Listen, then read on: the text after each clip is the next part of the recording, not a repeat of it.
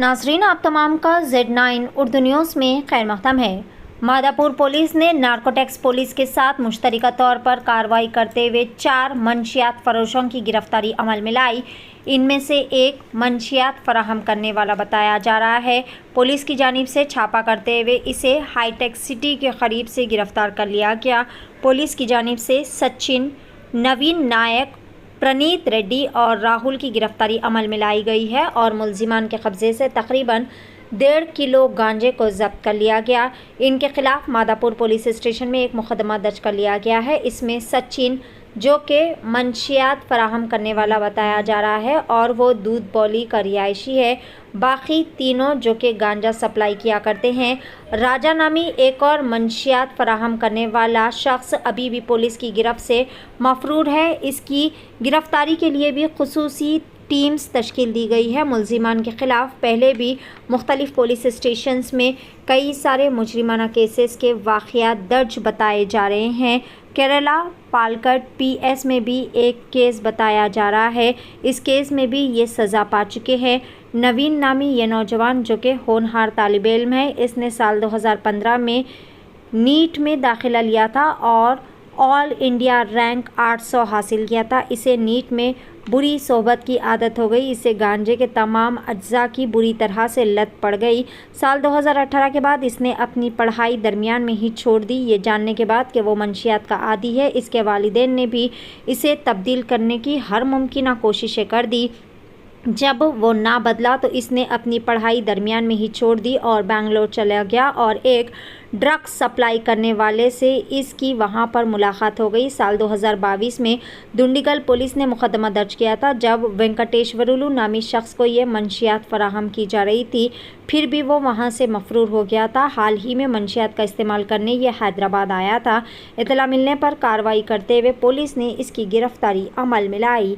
पेश है Z9 Urdu news की ये खुसूसी रिपोर्ट।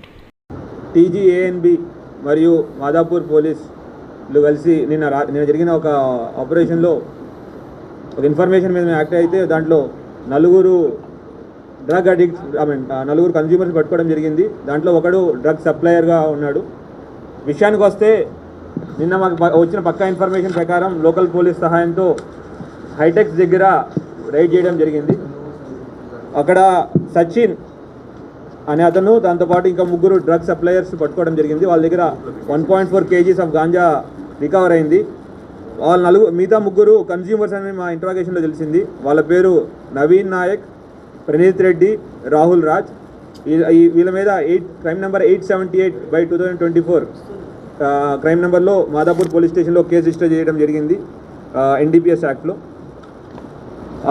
ఈ ఇంట్రాగేషన్ మాట్లాడడానికి తెలిసిన విషయం ఏంటంటే ఈ సచిన్ అతను దూద్బౌలిలో ఉంటాడు, హైదరాబాద్ దూద్బౌలిలో ఉంటాడు. అతను వీళ్ళందరికీ గాంజా సప్లై చేస్తున్నట్టు.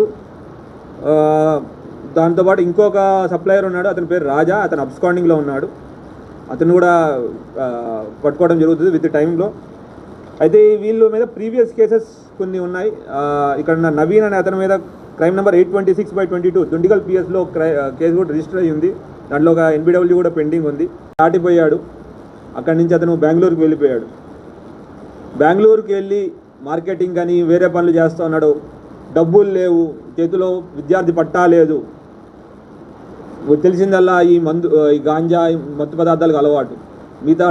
అక్కడ సప్లై చేసే డ్రగ్ సప్లయర్తో మాట్లాడి ఇతను కూడా పెడ్లర్గా మారి మిగతా వాళ్ళకి డ్రగ్ సప్లై చేయడం కూడా చేశాడు. తర్వాత కొన్ని రోజులు అహ్మదాబాద్కి వెళ్ళాడు, మిగతా చోట్లకి వెళ్ళాడు, మళ్ళీ బెంగళూరుకి వచ్చాడు. ఇట్లా 2022లో ఒకసారి ఇక్కడ వెంకటేశ్వర్లు అనే అతనితో డ్రగ్ సప్లై చేయడానికి వచ్చినప్పుడు మన హైదరాబాద్ దుండిగల్ PSలో కేసు పెట్టడం జరిగింది. అప్పుడు అబ్స్కాండింగ్ పారిపోయాడు.